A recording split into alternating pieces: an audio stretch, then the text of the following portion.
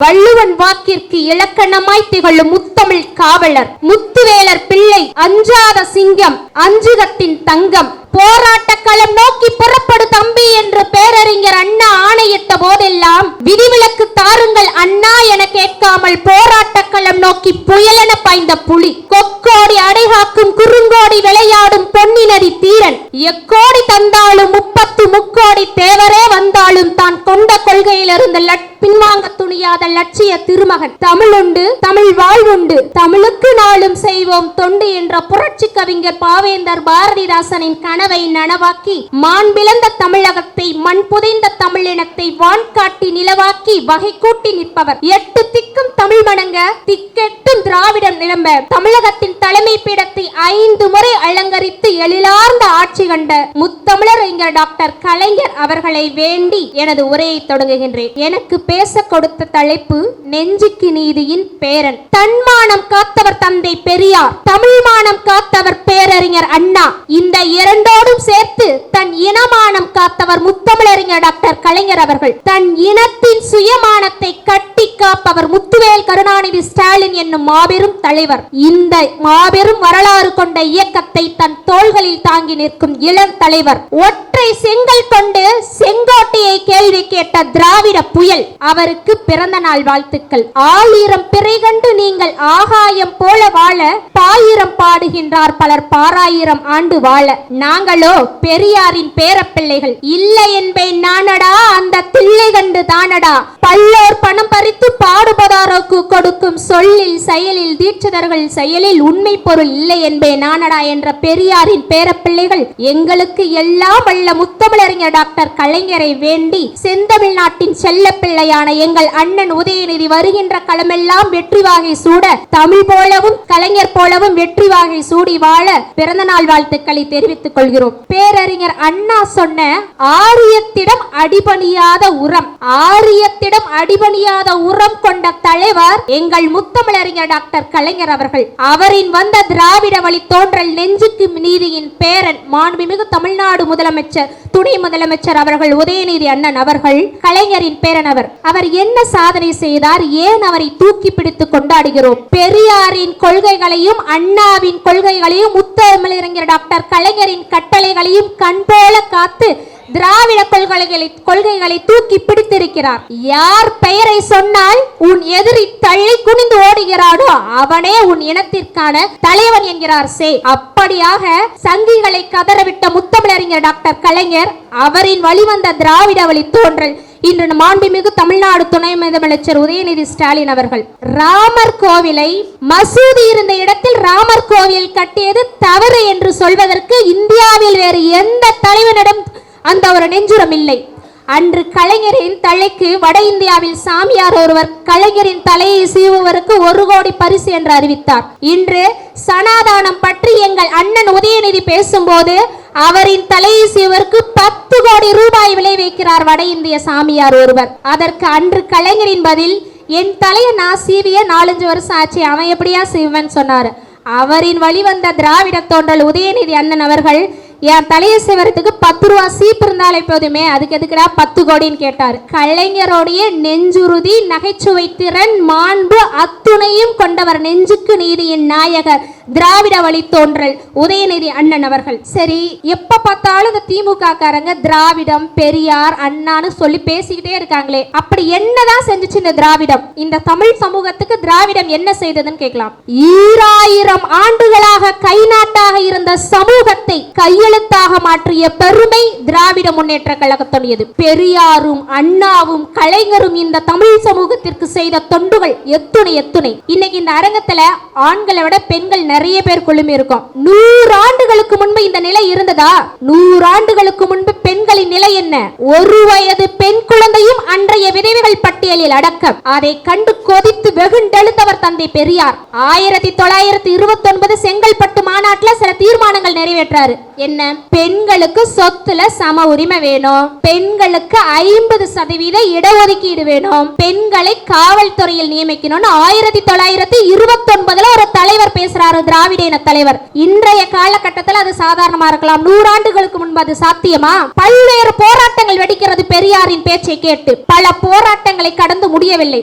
1951 மத்திய ஒன்றிய இந்திய அரசாங்கத்தின் சட்டத்துறை அமைச்சரா இருக்க அம்பேத்கர் அதை நிறைவேற்றணும், பெண்களுக்கு சொத்துல சம உரிமை வேணும்னு கேட்கிறாரு. மறுபடியும் போராட்டம் வெடிக்கிறது. நம்ம ஊர்ல சங்கராச்சாரியார் 3 ஆளுங்கள் அனுப்பி அன்றைய பாரத பிரதமரா அந்த ஜவஹர்லால் நேருவை மீட் பண்ண சொல்றாரு. ஜவஹர்லால் நேரு கிட்ட இங்கிருந்து சங்கராச்சாரி 3 பேர் அனுப்பி, பொம்மநாட்டிங்களுக்கு சொத்து கொடுத்தா சமூகத்துல ஒழுக்கம் கெட்டு போயிரும், யாரும் புருஷனோட வாழ மாட்டாங்க, ஓடி போயிடுவாங்க அப்படின்னு சங்கராச்சாரி பெண்களை பற்றி பகிரங்கமா அறிவிக்கிறார். எவ்வளவு இழிநிலையில் வைத்திருந்திருக்கிறார்கள் பெண்களை.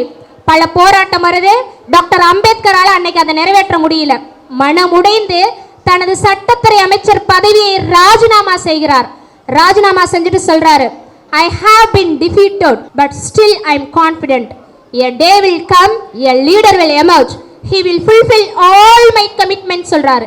இந்தியாவில் என்றோ ஒரு நாள் ஒரு தலைவன் பிறப்பான், அவன் நான் சொன்ன அத்துணையும் சட்டமாக கட்டாயம் கொண்டு வருவான் சொல்றாரு. பெண்களுக்கு எதிரான வன்முறையை பத்தி 1973 தான் CEDAW conventions discrimination against women UN ஐநா சபையிலே பேசுறாங்க. ஆனா நம் திராவிட இன தலைவர் தந்தை பெரியார் 1929 சொல்றாரு, எத்தனை பேர் போராடிய முடியவில்லை.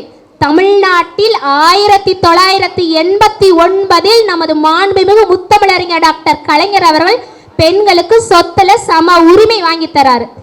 எவ்வளவு பெரிய சாதனை இது. பெண் கல்வி கற்றால் அவள் அடிமைத்தனத்திலிருந்து மீண்டு வந்து விடுவாள் அழுத்தம் திருத்தமா இந்த சமூகத்துக்கு சொன்னவரே முத்தமிழறிஞர் டாக்டர் கலைஞர் அவர்கள். ஆணும் பெண்ணும் நிகரென கொள்வதால் அறிவிலோங்கி வையம் தழைக்குமா. சரி, பொண்ணுங்களுக்கு சொத்துரிமை கொடுத்தாச்சு. சொத்துரிமை கொடுத்தனே உங்களுக்கு எல்லாம் கிடைச்சிருமா? என்ன வேணும்? கல்வி வேணும். பெண் கல்வி கற்க வேண்டும். சங்க தமிழ்ல என்ன சொல்றாங்க? குஞ்சு அழகும் கொடுந்தானை கோட்டழகும் மஞ்சள் அழகும் அழகல்ல, உள்ளத்து நல்லவர் நாம் என்று நம்பும் கல்வி அழகே அழகுன்னு சங்க தமிழ்ல சொன்னாங்க. அந்த கல்வியை பெண்களால பெற முடிஞ்சதா? அதை கண்டுதான் நமது முத்தமிழறிஞர் டாக்டர் கலைஞர் அவர்கள் மூவலூர் ராமாமிர்தம் அம்மையாரோட பெயரால திருமண உதவி திட்டம் அறிவிக்கிறாரு. சரி, கல்விக்கும் திருமண உதவி திட்டம் சொல்றீங்களே, அதுக்கும் என்ன சம்பந்தம்? கரெக்டான கேள்வி. அதாவது 8ஆம் வகுப்பு படித்து முடித்து ஒரு பெண் திருமணம் செய்தால் அவர்களுக்கு உதவித்தொகையாக 5000 ரூபாய். 10ஆம் வகுப்பு முடித்துட்டு ஒரு பெண் திருமணம் செய்தால் ஊக்கத்தொகையாக 10,000. 12ஆம் வகுப்பு முடிச்சா 25,000. சரி, இது கல்வியை ஊக்குவிக்கிற மாதிரி இல்லையே, அவங்க திருமணத்தை ஊக்குவிக்கிற மாதிரி இருக்குதேன்னு சொல்லிட்டு பலர் பேச, ஒரு பெண் கல்வி கற்றால் 10ஆம் வகுப்பு முடிக்கும் பொழுது 10 பருவத்தை கடந்த பின்பு அந்த பெண்ணுக்கு நல்லது கெட்டது தனக்கான துணையை தேர்ந்தெடுக்க எது நல்லது கெட்டதுன்ற அறிவு வந்துடும். கல்வி வந்துட்டா அந்த பெண் எல்லாத்தையும் பெற்றுருவான்னு சொல்றாங்க. புலி 8 அடி பாஞ்சா குட்டி 16 அடி பாயின்னு சொல்லுவாங்க. ஆனா இங்க புலி 8 அடி பாயுது, தாத்தா 8 அடி பாய்ந்தால் நெஞ்சுக்கு நீதியின் பேரன் உதயநிதி ஸ்டாலின் அவர்கள் 80 அடி பாயறாரு. பெண்ணுக்கு தாத்தா அதாவது கலைஞர் அவர்கள் கல்வி கொடுத்தாரு, அவர்களுக்கு சொத்துரிமை வாங்கி கொடுத்துட்டாங்க. வேற என்ன வேணும்? அவர்களுக்கு உள்ளாட்சி தேர்தலில் 33% இடஒதுக்கீடு கொடுத்துட்டாரு. வேலை வாய்ப்புல 30% இடஒதுக்கீடு கொடுத்தாச்சு. வேற என்ன வேணும்? நீங்கள் பெண்களை கல்வி உரிமை தந்து அரசியலில் முன்னுரிமை தந்து கொண்டு வந்தீர்கள். நாங்கள் அவர்களை விளையாட்டு துறையில் சாதிக்க வைக்கிறேன்னு சொல்லி இப்ப ரீசெண்டா கோயமுத்தூர்ல சபிதா, பூஜா, ஜெய்ஷோத்சனா அப்படின்ற 3 பெண்கள் ட்ராக் சைக்கிளிங் அப்படி ஒரு சர்வதேச விளையாட்டு போட்டியில கடந்த 5-6 வருடங்களாக பிராக்டிஸ் பண்ணிட்டு இருக்காங்க. கடந்த ஆட்சி காலங்களில் அவங்களுக்கு சரியான உதவித்தொகையும் ஊக்கத்தொகையும் கிடைக்கல. கடந்த 2022ஆம் வருடம் நமது மாண்புமிகு துணை முதலமைச்சர் உதயநிதி ஸ்டாலின் அண்ணனை மீட் பண்றாங்க. அப்ப அவங்களோட கஷ்டங்களை சொல்றாங்க. உடனடியாக நமது இளம் தலைவர் அவர்கள் 14 தலா ஒவ்வொரு நபருக்கும் 14 லட்சம் 12 லட்சம் மதிப்புள்ள ஒரு சைக்கிள் வழங்குறாங்க. சர்வதேச அளவில் ட்ராக் சைக்கிள்ல போட்டியில அந்த பெண்கள் பங்கு கொண்டு நம்ம தமிழ்நாட்டு வீராங்கனைகள் 16 தங்க பதக்கங்களை வென்றெடுத்து வந்திருக்காங்க.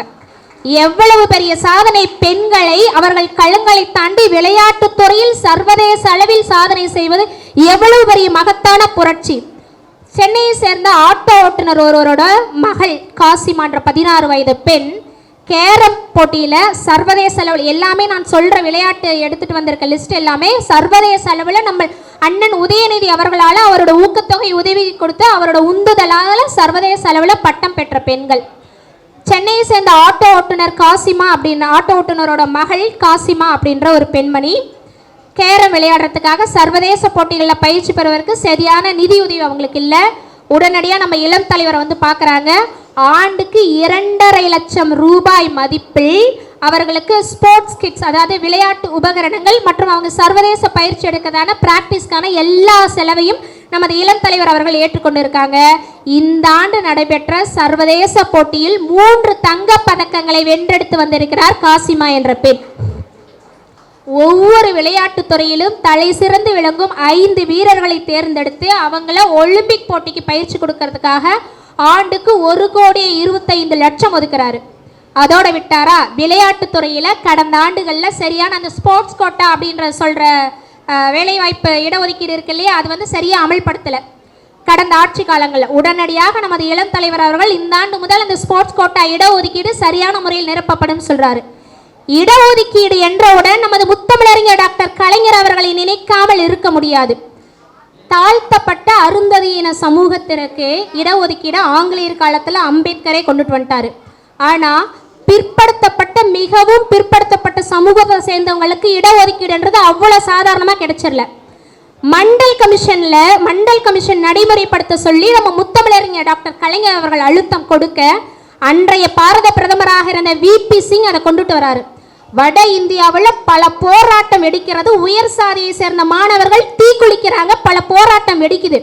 எல்லாத்தையும் தாண்டி கலைஞர் கொடுத்த அழுத்தத்தினால அன்னைக்கு மண்டல் கமிஷன் வந்து பிற்படுத்தப்பட்டோர், மிகவும் பிற்படுத்தப்பட்ட சமூகத்தை சேர்ந்தவர்களுக்கு இடஒதுக்கீடு வந்துருச்சு. ஆனால் அரசியல் சூழ்ச்சியால் விபி சிங் வந்து பதவியை ராஜினாமா செய்கிறாரு. தமிழ்நாடு முழுக்க சுற்றுப்பயணம் செய்கிறாரு. அப்போ வந்து சொல்கிறாரு, I have been guided and I have been enlightened by Dr. Kalaignar Karunanidhi to see the social justice சொல்றாரு. அதாவது இந்தியாவின் பாரத பிரதமர், முன்னாள் பிரதமர் அவருக்கே இடஒதுக்கீட்டுக்கான வழிகாட்டுதலை, இடஒதுக்கீட்டான பாடத்தை உங்கள் மாநிலத்தை சேர்ந்த டாக்டர் கலைஞர் கருணாநிதியிடம் தான் கற்றேன்னு சொன்னார். எவ்வளவு பெரிய சமூக புரட்சி இது! கலைஞர் ஏடாலும் எழுத்தாலும் இந்த சமூகத்தில் செய்த சீர்திருத்தங்கள் எத்துணை! அன்ன சத்திரம் 1000 வைத்தல், ஆலயம் 10,000 நாட்டல், பின்னருள்ள தருமங்கள் யாவும் பெயர் வெள்ளங்க ஒளிர நிறுத்தல், அன்ன யாவினும் புண்ணியம் கோடி ஆங்கோர் ஏழைக்கு எழுத்தறிவித்தல் என்றான் பாரதி. அந்த பாரதியின் வரிகளை கனவை நினைவாக்கிய பெருமை முத்தமிழறிஞர் டாக்டர் கலைஞரையும் இன்று நடைபெறும் திராவிட மாடல் ஆட்சியின் நாயகர் முத்துவேல் கருணாநிதி ஸ்டாலின் என்னும் தலைவனையே சாரும். ஏடாலும் எழுத்தாலும் இந்த தமிழ் சமூகத்தில் அவர் ஏற்படுத்திய தாக்கங்கள் எத்துணை! உயர்கல்வி வரை இலவச படிப்பு கொடுத்தது. டாக்டர் அம்பேத்கர் பெயரில் வட இந்தியாவிலே கல்லூரி தொடங்க முடியல, பல போராட்டம் வெடிக்குது. ஆனால் தமிழ்நாட்டில் அம்பேத்கர் பெயரில் சட்ட பல்கலைக்கழகமும் கல்லூரியும், தென்னிந்தியாவின் முதல் கால்நடை விலங்குகள் அறிவியல் ஆராய்ச்சி நிலையம், ஆசியாவின் மிகப்பெரிய நூலகம் அண்ணா நூற்றாண்டு நூலகம், சேலத்தில் பெரியார் பல்கலைக்கழகம், சென்னையில் டாக்டர் எம்ஜிஆர் மருத்துவ பல்கலைக்கழகம், தூத்துக்குடியில் கடல்சார் பல்கலைக்கழகம், திருநெல்வேலியில் மனோன்மணியம் சுந்தரனார் பெயரில் பல்கலைக்கழகம் என்று எத்துணை திட்டங்கள் கல்விக்காக செய்தார். அவரின் வழிவந்த திராவிட வழி தோன்றல் நமது இளம் தலைவர் அவர்கள் தனது தொகுதியில், சேப்பாக்கம் தொகுதியில் பள்ளிகளுக்கு போறாரு. அந்த பள்ளிகள் இருக்க மாணவர்களுக்கு awareness program and new schemes, new education, அதாவது கல்வி புதுசாக என்ன வகுப்புகள் வந்திருக்கு, என்ன பாடப்பிரிவுகள் வந்திருக்குன்னு சொல்லிட்டு அவேர்னஸ் ப்ரோக்ராம் மாதிரி நமது இளம் தலைவர் அவர்கள் நேரடியாக சென்று தொடங்கி வைத்தது. அதனால் மீனவ சமூகத்தை சேர்ந்த யோகஸ்ரீ அப்படின்ற ஒரு பொண்ணு ஏவியேஷன் ஏர்போர்ட் மேனேஜ்மெண்ட், அவங்க சமூகத்திலிருந்து முதல் முறையாக அந்த பெண் தான் ஏர்போர்ட் மேனேஜ்மெண்ட் படிக்கிறாங்க. முத்தமிழறிஞர் டாக்டர் கலைஞர் பெண் கல்வியை ஊக்குவித்தார் என்றால், இவர் கல்வியில் புது திட்டங்களையும் புது வகையான கல்வியும் நம்ம தமிழ் மாணவர்களுக்கு, தமிழ் குடியில் பிறந்த பிள்ளைகளுக்கு செய்து கொண்டிருக்கிறார். விவேக சிந்தாமணியில் ஒரு கூட்டு ஒன்று, வெள்ளத்தால் அழியாது வெந்தலால் வேலாகுது, வேந்தராலும் கொள்ளத்தான் இயலாது, கொடுத்தாலும் நிறைவின்றி குறையாது கல்வி. அத்தகைய கல்வியை தமிழ் குடியில் பிறந்த மாணவர்கள் பெறுவதற்கு நம் முத்தமிழறிஞர் டாக்டர் கலைஞரும் அவரின் வழிவந்த திராவிட தலைவர்களும் பல்வேறு முன்னெடுப்புகளை எடுத்துக்கொண்டிருக்கும் போது பிஜேபியில் ஒரு ஸ்கீம் கொண்டு வராங்க. இப்போ விஸ்வகர்மா யோஜனா அப்படின்னு சொல்லிட்டு கடந்த 10 நாட்களாக இந்த திட்டத்தை பற்றி எல்லாம் பேசிட்டு இருப்பாங்க. என்ன விஸ்வகர்மா யோஜனானா, ஃபேமிலி பேஸ்டு ட்ரெடிஷ்னல் ஸ்கில்ஸ், அதாவது பரம்பரையா ஒருத்தர் செய்யற தொழில அவங்களோட பிள்ளைகள் அவளோட வாரிசுகள் செய்யணும். அப்படி செஞ்சாங்கன்னா, அதாவது அவங்க ஒரு 18 வகையான தொழில்களை பட்டியலிடுறாங்க. என்னது? முடிவெற்ற தொழில், துணி துவைக்கிற தொழில், தச்சர் தொழில், பூ கட்டுதல், இது மாதிரி 18 வகையான தொழில்களை பட்டியலிட்டு குரு சிஷ்யா அந்த திட்டத்தில் குரு சிஷ்யா ஸ்கீம் சொல்றாங்க. என்னது குரு சிஷ்யா? தாழ்த்தப்பட்டவன் கல்வி கற்றதனால் கட்டை விரலை காணிக்கையாக கேட்ட வம்சம் குரு சிஷ்ய பரம்பரை. அப்பவே கலைஞர் என்ன சொன்னாரு? இந்நாளில் எவனும் கட்டை விரலை காணிக்கையாக கேட்டால் அவன் பட்டை உரியும், காட்டிலே அவன் கட்டை வேகும் சொன்னாரு. அதையே இன்னைக்கு பிஜேபி மறுபடியும் குலக்கல்வி திட்டத்தை வேற பேர்ல விஸ்வகர்மா யோஜனான்ற பேர்ல இருக்காங்க. மற்ற மாநிலங்களில் எதிர்ப்பு இல்லை, தமிழ்நாட்டில் மட்டும் ஏன் இந்த பலத்த எதிர்ப்புன்னு சொன்னா, இங்க திராவிட தலைவர், தமிழின தலைவர் தந்தை பெரியாரும் முத்தமிழறிஞர் டாக்டர் கலைஞரும் இருந்த மாநிலம் இது. படர்தாமரை எப்படி உடலுக்கு கேடோ, ஆகாய தாமரை எப்படி குலத்துக்கு கேடோ, அதுபோல பிஜேபியின் தாமரை ஒட்டுமொத்த இந்திய தேசத்துக்கே கேடு.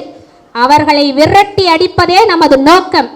இப்போ அரசியல் படிப்பை எங்கள் இளம் தலைவர் அவர்கள் பேரறிஞர் அண்ணாவிடம் இருந்து படிப்படியாக படித்து முத்தமிழறிஞர் டாக்டர் கலைஞர் அவர்களோட மடியில் தவந்து பேராசிரியரிடம் படிப்பு பெற்று அரசியல் படிப்பை பெற்று நமது திராவிட தலைவர் முத்துவேல் கருணாநிதி ஸ்டாலின் கரம் பிடித்து அரசியல் கற்றுக்கிறார்.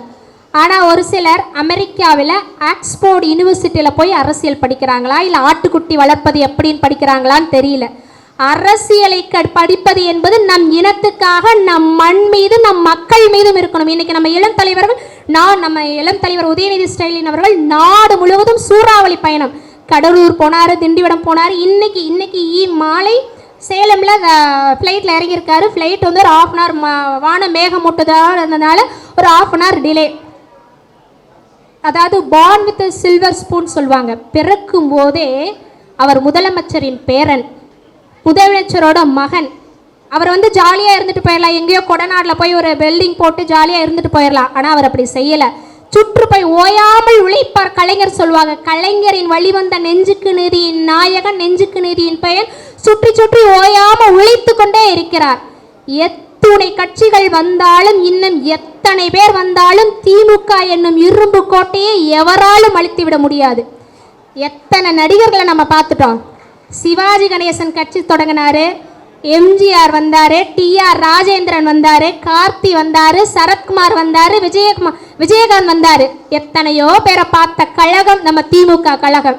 புதுசாக ஒரு சில நடிகர்கள் கட்சி ஸ்டார்ட் பண்ணுறேன்னு சொல்லிட்டு மேடையை 1.5 கிலோமீட்டர் தூரத்துக்கு போட்டு ஓடுறாங்க, ஓட்டப்பந்தயத்தில் ஓடுற மாதிரி ஓடுறாங்க. அது எதற்கான முன்னோட்டம் தெரியுமா? 2026 சட்டமன்ற தேர்தலில் பின்னங்கால் பொடனியில் அடிக்க ஓடவிட போகிறோம் என்பதற்கான முன்னோட்டம் தான் அந்த ஓட்டப்பந்தய போட்டியம்.